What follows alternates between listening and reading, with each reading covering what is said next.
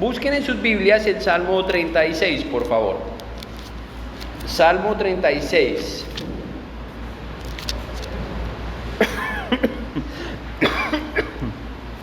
Ustedes saben que los salmos son canciones, ¿verdad? Este es un himnario. Y aquí hay una composición de una canción un tanto extraña, pero al leer el salmo me hizo pensar mucho en lo que es nuestra vida cotidiana, en medio de las luchas, en medio de las dificultades, en medio del día a día. Y algo que resalta el salmista David aquí en este salmo, en el Salmo 36, es la misericordia de Dios. Y quisiera que viéramos esto a través de un retrovisor hoy, pensáramos cuán misericordioso ha sido Dios hasta hoy en nuestras vidas. No solamente pensando en este 2025 que ya está terminando, sino en toda nuestra vida. Cuán misericordioso ha sido Dios. Cuando leemos este salmo, David contrasta la misericordia de Dios en medio de algo que nosotros a veces luchamos, y es nuestra realidad en este mundo tan oscuro. Y es entonces donde la misericordia de Dios toma más esplendor por la misma oscuridad de este mundo. Es como una luz en medio de la oscuridad. Si es pequeñita, pero entre más oscuro sea, más alumbra, ¿cierto? Si ponemos una luz aquí ahora con todas estas bombillas, pues no va a alumbrar mucho. Pero si apagamos todo y impedimos que llegue la luz y lo hacemos, esa pequeña luz va a ser mucho. Y así es la misericordia de Dios. Alumbra en medio de la maldad que nos rodea. Y nadie puede negar que estamos en un mundo cruel, en un mundo despiadado. Y eso es lo que el salmista va a contrastar. Del versículo 1 al versículo 4, él va a mostrar la maldad creciente del ser humano. Y cómo, después del versículo 4, versículo 5 al versículo 9, cómo esa misericordia de Dios se hace presente y visible y tangible en medio de tanta desgracia, en medio de tanta maldad. Eso es lo que va a hacer el salmista. Así que en estos versículos el salmista, antes de terminar, va a elevar una oración que muestra la confianza del salmista en medio de ese panorama oscuro. Ese es el Salmo 36. Podemos orar y ya podemos irnos, ¿cierto?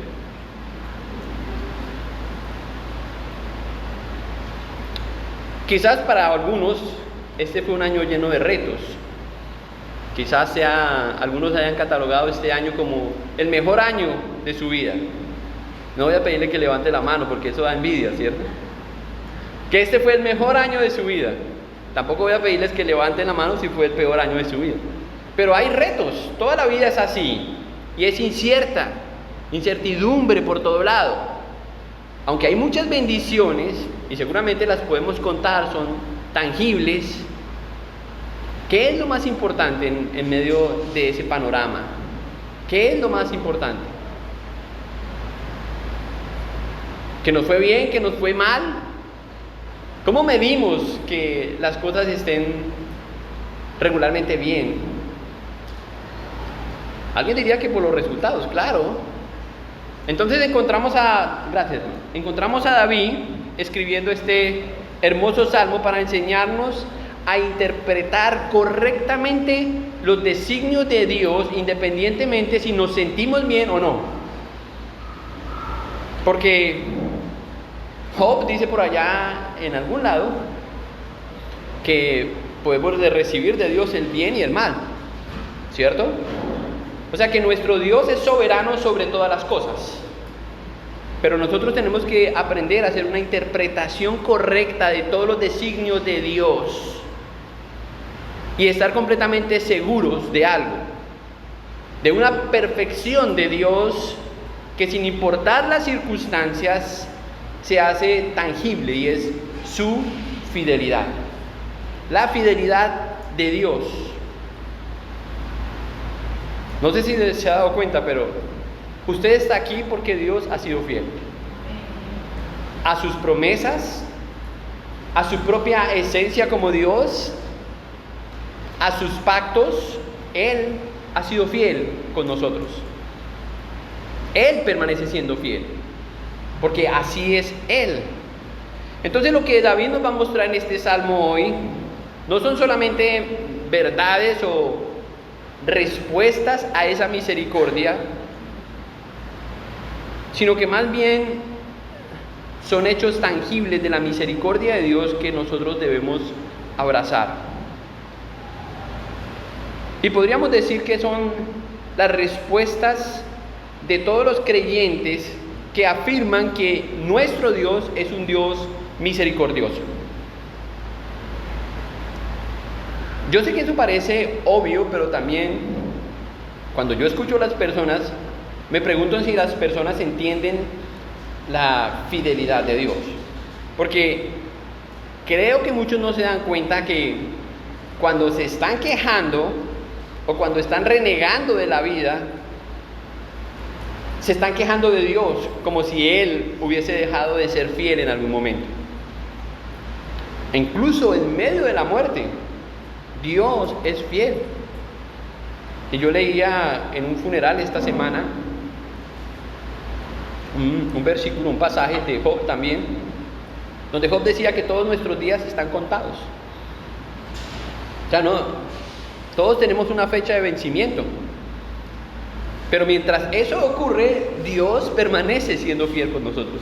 Y Dios ha determinado nuestros días aquí para que cumplamos un propósito. Y ese propósito no es solamente vivir bien o pasarla bien, tiene que ver con Él, con entender esa fidelidad, con que Él es fiel. ¿Por qué llegamos cada noche a la casa cansados? Sí, muy cansados, pero ¿por qué llegamos a la casa? Y vemos a la familia nuevamente, podemos dormir una noche más, porque Dios es fiel. Él permanece fiel con sus promesas, pero lo más valioso no es llegar y poner nuestra cabeza en la almohada. Lo más valioso es saber que donde estemos, Él permanece siendo fiel, aún si no llega nuestra cabeza a la almohada. Él es fiel, Él permanece siendo fiel. Entonces vamos a ver algunas respuestas. Les invito a que leamos el Salmo. Vamos a leerlo por partes para ir desarrollando por lo menos 3 respuestas aquí que veo en este Salmo. ¿Ya están todos ahí en el Salmo 36? Bien, vamos a leer el versículo 1 y quisiera que leyéramos los primeros 4 versículos y después de eso oremos al Señor. Dice el salmista: la iniquidad del impío me dice al corazón, no hay temor de Dios delante de sus ojos. Versículo 2, se lisonjea, por tanto, en sus propios ojos, de que su iniquidad no será hallada y aborrecida. Las palabras de su boca son iniquidad y fraude. Ha dejado de ser cuerdo y de hacer el bien. Medita la maldad sobre su cama. Está en camino no bueno. El mal no aborrece. Padre, gracias te damos esta mañana por tu palabra. Estamos perplejos, Señor, de tanta maldad en el mundo. Y parece que lo que el salmista dice aquí, Señor, es un retrato de lo que hoy nosotros estamos viendo en las redes sociales, en las noticias todos los días. Maldad y más maldad, y ver cómo el hombre perfecciona su capacidad de hacer el daño y el mal. Al punto, Señor, de por el orgullo personal iniciar una guerra sin importar lo que eso signifique.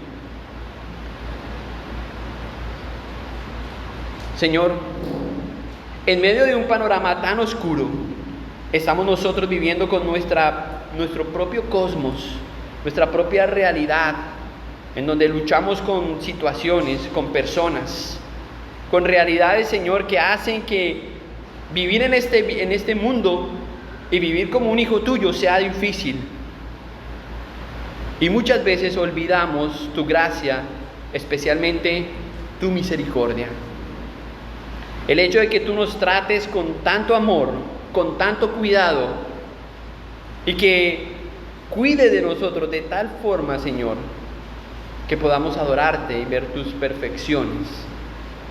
Señor, queremos entender este pasaje y aplicarlo a nuestra vida. Queremos entender lo que David estaba experimentando diciendo aquí en este salmo, porque fue inspirado para nosotros. Y rogamos, Padre, que hoy podamos consolarnos, alentarnos unos a otros y sobre todo adorarte a ti, que eres nuestro Dios misericordioso. No tenemos memoria, Señor, para recordar con detalle cada una de las cosas que tú has hecho durante este año. No lo podemos hacer, Señor, pero sabemos que son muchas las veces que hemos visto tu gracia y tu misericordia en nuestra vida. Enfermedades, dificultades familiares, pruebas personales, tentaciones, y ahí has estado tú ayudándonos. Y hay cosas en las que esperamos que tú obres, y sabemos que lo único que puede hacer que eso ocurra es que tú eres un Dios fiel. Enséñanos a ser como tú a través de este pasaje. Te lo pedimos en el nombre de tu Hijo Cristo. Amén. Lo primero que vemos en estos 4 versículos es la primera respuesta a un Dios fiel. Dios ha sido fiel a pesar de la maldad del mundo. La fidelidad de Dios no está condicionada. Dios no es fiel porque no.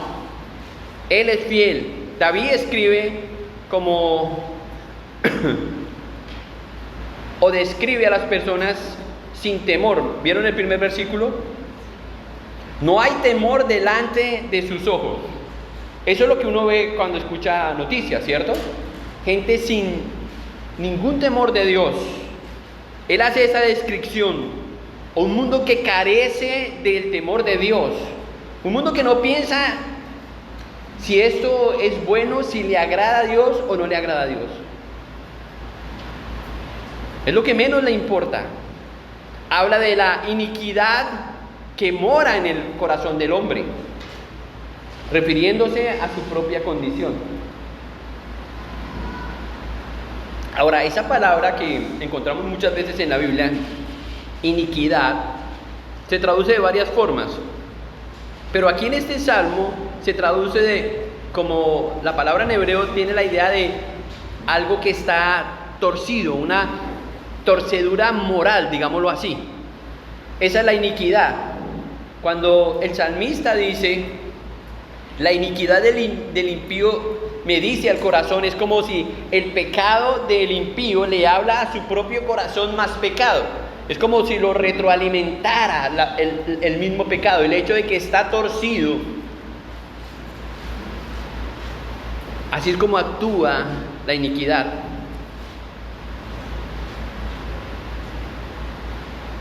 Esta idea de algo doblado o algo torcido en el mundo es la idea que Dios tiene precisamente cuando... ¿Han escuchado este dicho que dice que árbol que nace torcido jamás se endereza? Pues yo he encontrado que eso es mentira. Podemos enderezar un árbol torcido, ¿sí? Lo que pasa es que a veces no sabíamos cómo, pero ahora ya sabemos cómo enderezarlo. Pero trasladando eso a la vida espiritual, si el hombre está sumergido en su propia iniquidad, Dios puede cambiar esa condición. Dios es el único que puede hacer, y lo hace a través de su misericordia, que es lo que Dios determina para escoger a alguien para la salvación, para atraerlo hacia Él, para que esa persona crea, se arrepienta de sus pecados y confiese a Cristo como su Salvador. El salmista revela la conducta deformada de la humanidad en el corazón, y eso tiene que ver con sus deseos pervertidos. Eso tiene que ver con su pensamiento, tiene que ver con su conducta. No solamente habla de algunos pecados, sino de la capacidad que tiene el hombre para pecar. Yo sé que el ejercicio que les voy a pedir que hagamos es feo, pero piense en el peor pecador que usted haya escuchado. ¿Cierto que es feo? ¿Qué pasa si yo le diría que usted podría ser como esa persona? No, pastor, usted no sabe en quién estoy pensando. Pues no necesito saber en quién está pensando, pero aunque le parezca aterrador, usted y yo podríamos ser como esa persona. El más vil pecador de este mundo. De hecho, Pablo se atrevió a decir que entre los más pecadores, él era el primero. Y alguien podría decir que por los antecedentes de Pablo, bueno, uno entiende eso. Pero no, uno ha escuchado peores. El punto es que nuestra capacidad, nuestra iniquidad nos puede llevar a unos puntos que ni usted se imagina que puede llegar a eso. La mayoría de personas que están hoy atrapadas en vicios, nunca pensaron que iban a terminar en la calle, nunca pensaron que iban a terminar dejando sus familias, sus profesiones. Ellos nunca imaginaron eso y están atrapados. Están atrapados en medio de eso. ¿Por qué? Porque hay tanta maldad en ellos, una maldad suficiente para encadenarlos. En otro salmo, hablando David también, en el Salmo 51, David dice: en iniquidad fui formado. Es decir, que David sabía que el problema no era ni el colegio ni la crianza de sus padres, sino que el problema venía desde antes, desde que él salió del vientre de su madre, revelando que no solamente hacemos iniquidad, sino que venimos con la iniquidad ya puesta desde Adán. O sea, en realidad lo que Pablo está diciendo, o el salmista está diciendo acá, es que la depravación total del hombre es una realidad y que somos pecadores por naturaleza y que todos aquí somos capaces de hacer o cometer los peores pecados que nosotros imaginemos. Y lo único que detiene eso es la misericordia de Dios. No es su estudio, no es la educación que usted haya recibido en casa, y si no, vaya a una calle de tolerancia y hable con algunas de esas personas. Algunos de ellos fueron a la mejor escuela, tienen familias prestigiosas, e incluso algunos iban a la iglesia. No es eso lo que los detiene.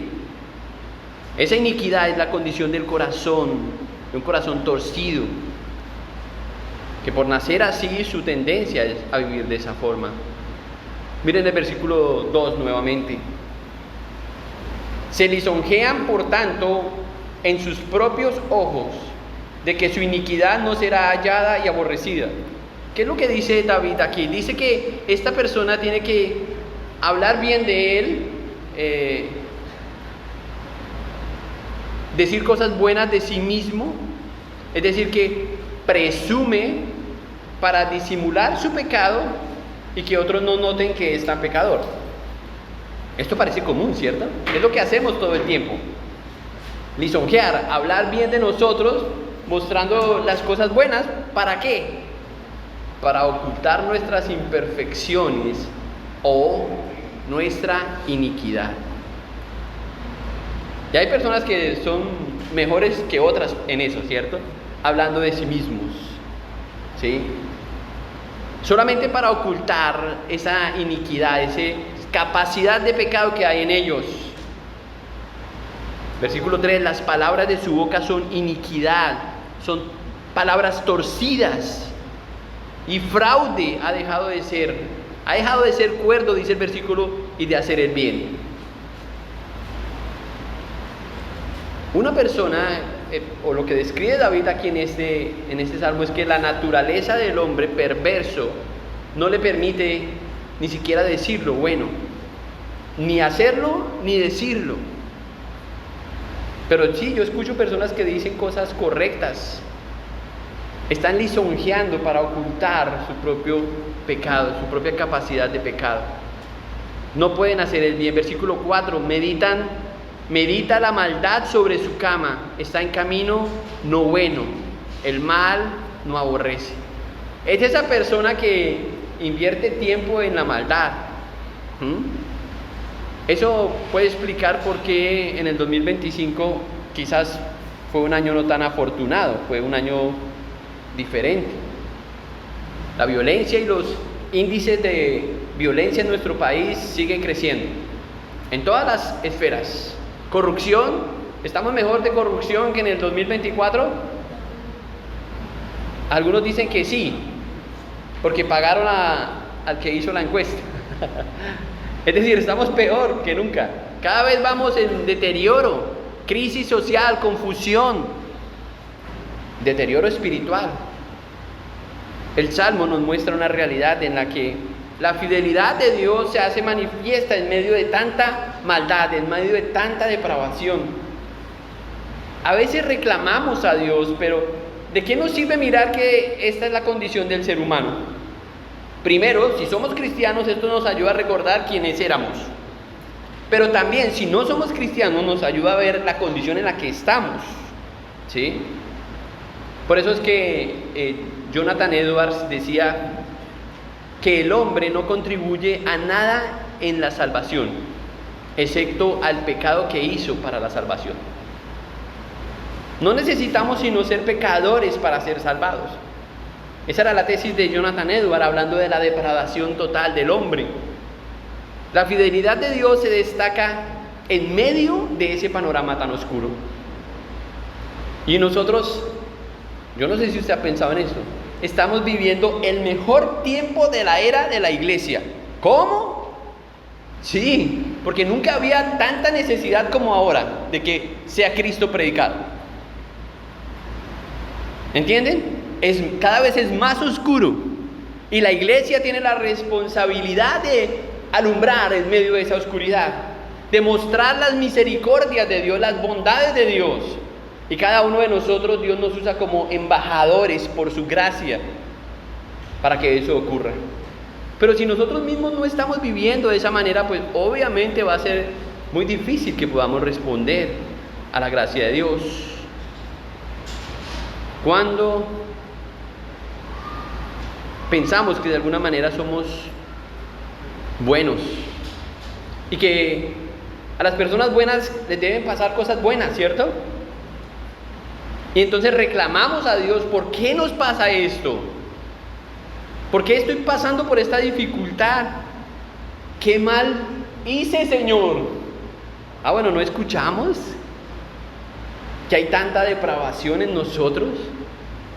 No podemos reclamar tal cosa a Dios porque no hay bueno ni aun uno. Pero la misericordia de Dios nos permite hoy a nosotros quizás ver las cosas de forma diferente. No merecemos cosas buenas. No podemos interpretar las cosas que ocurrieron este año sin pensar en la misericordia de Dios. Y cuán bondadoso ha sido nuestro Dios. Agradece usted a Dios que hoy usted esté aquí, que tenga la familia que tiene, que haya atravesado las enfermedades que atravesó, que Dios lo haya salvado de tantas cosas. ¿Es usted consciente de todo eso? De la forma en que Dios ha obrado en usted, en su familia, en su esposo, en su esposa, el hecho de que usted todavía se mantenga casado, el hecho de que todavía sus hijos se mantengan en casa, el hecho de que usted todavía tenga un padre, el hecho de que usted todavía tenga una madre, el hecho de que todavía tenga salud, a pesar de los pronósticos contrarios. Eso es suficiente para darle a Dios las gracias. Agradece que Dios te sostuvo, aun cuando este no haya sido un mejor año. Dios, en medio de un panorama tan oscuro como el que vemos aquí en estos primeros versículos, sigue siendo misericordioso. Versículo 5. Jehová, hasta los cielos llega tu misericordia, y tu fidelidad alcanza hasta las nubes. Tu justicia es como los montes de Dios, tus juicios abismo grande. Oh Jehová, al hombre y al animal conservas. Cuán precioso, oh Dios, es tu misericordia. Por eso los hijos de los hombres se amparan bajo la sombra de tus alas. Serán completamente saciados de la grosura de tu casa, y tú los abrevarás del torrente de tus delicias. Porque contigo está el manantial de la vida, en tu luz veremos la luz. Qué hermoso, ¿verdad? El salmista nos dice cómo es la misericordia de Dios. David usa las imágenes más grandes que tiene en su mente para describir cuán grande es la misericordia de Dios. Dice el salmista, alcanza hasta los cielos. Y uno se puede preguntar, ¿hasta el primero, segundo o tercer cielo? Alcanza hasta los cielos. Simplemente es una expresión para decir que la misericordia de Dios es inmensa, es infinita. No sabemos dónde termina el cielo, menos el tercero. El primero es el que vemos, el segundo es el que nos observa y el tercero es la morada de Dios. Pero no sabemos dónde termina, y el salmista tiene esta imagen grandiosa para describir que la razón por la que Dios es fiel todo el tiempo es por su propia firmeza, por su propio carácter. Esta es la segunda respuesta. Dios ha sido fiel porque Él es fiel. ¿Usted ha orado pidiéndole a Dios, Dios, sé fiel? ¿Alguna vez ha orado así? Dios, sé fiel. A veces no lo hacemos de esa forma directa, pero le decimos, Señor, ayúdanos con esta situación. Como si le estuviéramos informando algo a Dios para que Dios dijera, sí, yo casi me olvido, hijo, gracias. ¿Ha notado eso en las oraciones? Pues Dios no necesita ser informado. Antes de que usted hable, Dios sabe lo que usted va a hablar, porque Él es fiel. Él no necesita que le pidamos A o B o C, pero Él se complace en escucharnos, porque al orar nosotros le estamos diciendo, Señor, tú eres fiel, y le recordamos a Él quiénes somos nosotros, no quién es Él. Él no necesita que se lo recordemos. Él es fiel por su carácter, por su propia esencia. Él es fiel. Pero ¿confiamos en su fidelidad? Pastor, yo le pido que por favor ore por esto. Y no es que esté mal, no tenga miedo en pedir oración, no es que esté mal, ¿sí? Pero no podemos dejar de un lado que nuestro Dios va a hacer lo que solo Dios puede hacer. Hay cosas que Él ha determinado hacer y debemos confiar en Él. Su misericordia alcanza los cielos, su fidelidad llega hasta las nubes, pero también dice que su justicia, ¿qué dice?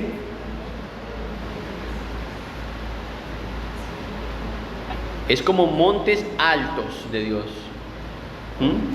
Y tus juicios son abismos grandes. Así es Dios. Así es nuestro Dios. Las personas se pueden amparar de la misericordia de Dios, especialmente cuando reconocen su necesidad acerca de Él, pero sobre todo cuando lo hacen con humildad y descansan otra vez en que no depende de ellos sino de Dios. No es lo que ellos puedan ofrecer, no es lo que ellos puedan decir, es lo que Dios puede hacer. En un momento determinado Job dijo, Dios dio y Dios quitó. Pero ustedes saben lo que le costó esas palabras a Job después. Eso suena de momento una respuesta muy acertada, pero en la práctica, cuando Job aterrizó sus ideas y sus emociones en sus discusiones, en sus discursos, eso le costó a Job entender la gracia de Dios y la misericordia de Dios. Nadie corre a la misericordia de Dios mientras todavía crea que puede sostenerse en Él mismo. Mientras todavía tenga, déjeme decirlo de esta forma, autoconfianza. Por eso David dijo estas palabras de David, mostrando misericordia, que entendía la misericordia de Dios, pero también su humildad. Ten piedad de mí, oh Dios. Ten piedad en su momento más lumbre de arrepentimiento, en el Salmo 51, dice, ten piedad de mí, oh Dios. Ampárame, Dios. Porque él sabía su maldad. Él sabía hasta dónde lo había llevado su maldad, pero también sabía en quién confiaba. También conocía las misericordias de Dios. Admitir la culpa, dejar las excusas, reconocer que no podemos salvarnos ni sostenernos solos, es parte de reconocer la misericordia de Dios. Todas esas cosas muchas veces se interponen entre la confianza que tenemos que tener en nuestro Dios.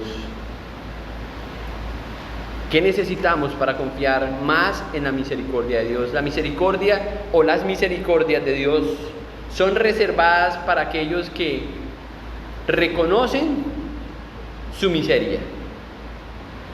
Por eso es que el salmista describe primero la condición del ser humano, para luego decir en este salmo, decir: Jehová, hasta los cielos llega tu misericordia. Cuando uno reconoce su incapacidad, es más fácil admitir quién es Dios. Pero si todavía yo sigo compitiendo con Dios, pues quizás le va a costar mucho entender y ver las misericordias de Dios. Quien se ampara en la misericordia de Dios debe correr hacia Dios, no lejos de Él. Aunque algunos huyen de la misericordia de Dios, tienen miedo en confiar en lo que Dios puede hacer en sus vidas y creen que pueden hacer ellos algo mejor por ellos. ¿Recuerdan al publicano? El publicano oró y dijo: Señor, sé propicio a mi pecado.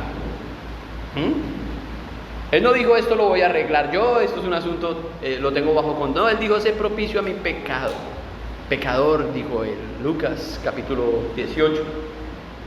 David clamó, como lo hizo en el Salmo 51, en el Salmo 86, creo, él dice en el Salmo 86: a ti clamo, Señor, a ti vengo, Señor, me acerco a ti, porque él sabía que lejos de Dios no podía lograr nada. La misericordia, hermanos, es algo que se recibe no con las manos arriba, sino con las rodillas inclinadas, es decir, con humildad. No podemos reclamar misericordia con un corazón orgulloso. No es en el podium del orgullo donde las misericordias de Dios se hacen visibles. No. Ampararse en su miseria es descansar en lo que Dios promete, en lo que Dios hace, en lo que en su providencia Dios permite. Y no estamos hablando de un conformismo, estamos hablando de una confianza absoluta en un Dios que es soberano y sabe mejor que nosotros lo que nosotros necesitamos. Eso es una pelea constante. Descansar en lo que Dios prometió. ¿Qué ha prometido Dios? En cuanto a sus misericordias, Dios dice, eso es Lamentaciones capítulo 3, que sus misericordias son nuevas cada mañana. ¿Qué significa eso? Pues que todos los días necesitamos a Dios. Es como el pan nuestro de cada día. No es algo que arreglamos de una sola vez y para siempre. Sus misericordias son nuevas cada mañana. Dios prometió que Él es clemente, que Él es compasivo. Dios hizo promesas para nosotros que tienen que ver con su misericordia. Una persona que se refugia en la misericordia de Dios o en las promesas de Dios tiene más confianza en la palabra de Dios, sin importar la circunstancia que atraviese. Y eso no es fácil, hermanos. La misericordia, otra vez, no se gana, se recibe por gracia, y es Dios quien la otorga, pero nos podemos refugiar en ella. Podemos buscar a Dios, encontrar misericordia, seguir sus caminos, encontrar misericordia, vivir obedientes a su palabra y encontrar misericordia. No la estamos ganando, pero la estamos recibiendo de Él al acercarnos a Él. Acerquémonos pues a Dios confiadamente. ¿Para qué? ¿Para qué?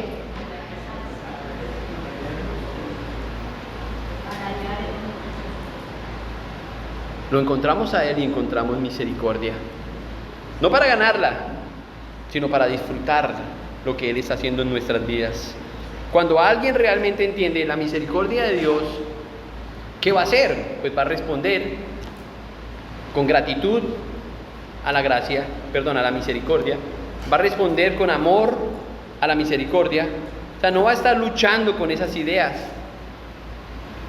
Va a decir como el salmista, lo dijo tantas veces, o David: bendice alma mía a Jehová, bendice alma mía al Señor. Y la vida de David no era color de rosa, no fue siempre así. ¿Sabe que la vida de David es como la de muchos de nosotros? Pero yo no soy el rey en mi casa, ni siquiera. Sí, gobernada por pecado.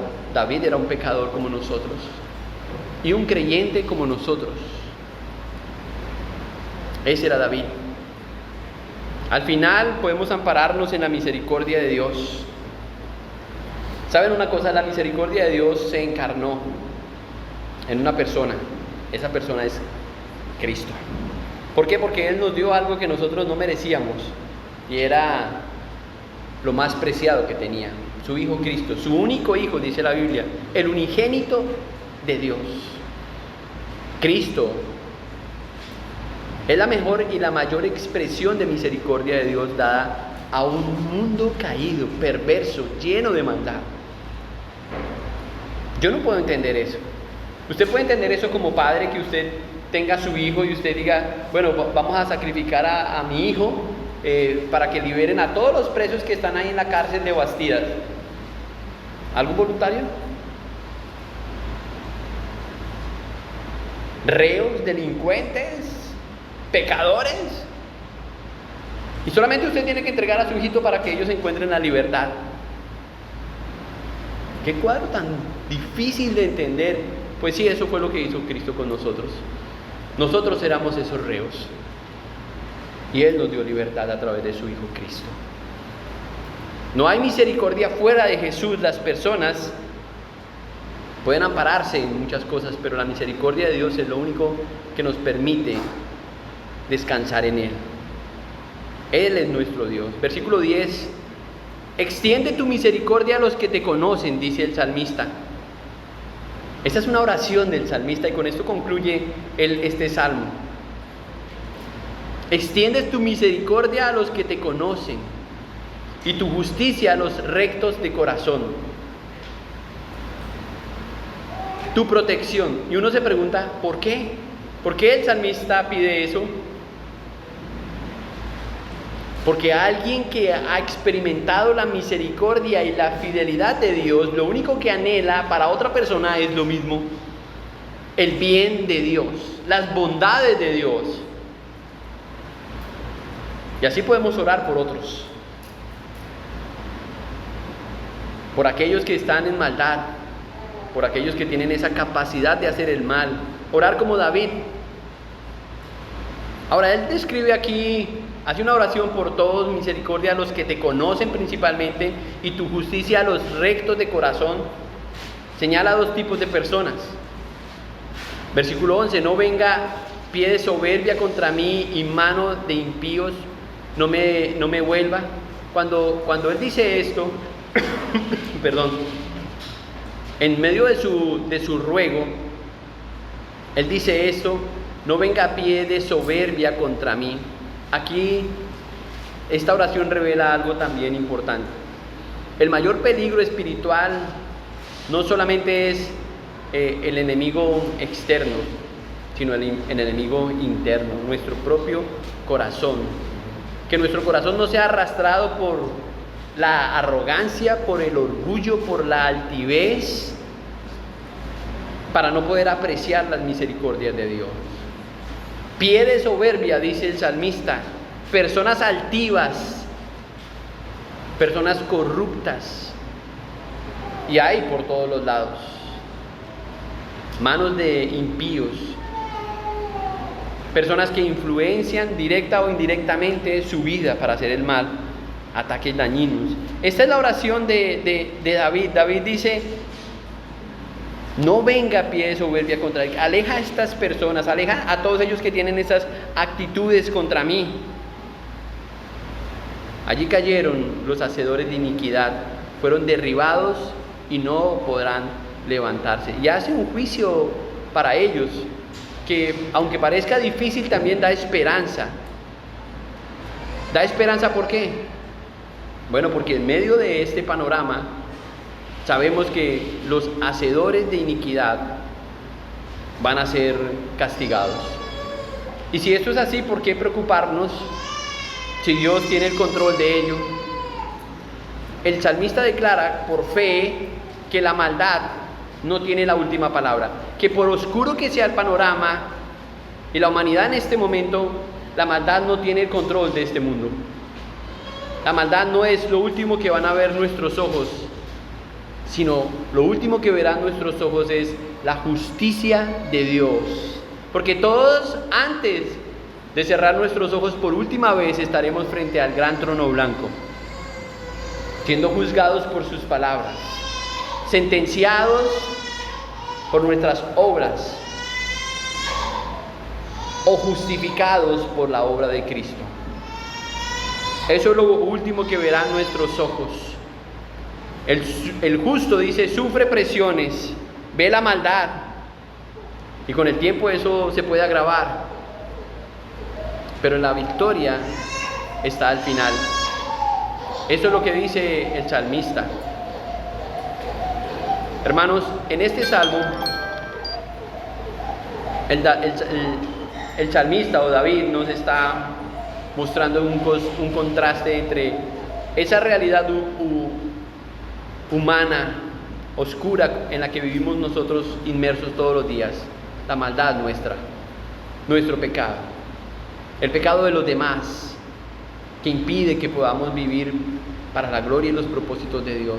Pero también nos muestra la grandeza de su misericordia, la bondad de su misericordia. Y el salmista pide, ora, ruega a Dios para que muchos puedan descansar y reconocer la misericordia de Dios. Si usted observa a alguien que está mal, dígase a sí mismo, yo podría estar peor que él. El problema es que nos creemos mejores, pero en realidad nosotros podríamos estar peor que cualquiera que practica el mal en contra nuestro. Podríamos estar peor. Por la gracia y misericordia de Dios no es así. La gracia de Dios es abundante y está a nuestro alcance. Él es nuestro Señor. Vamos a orar.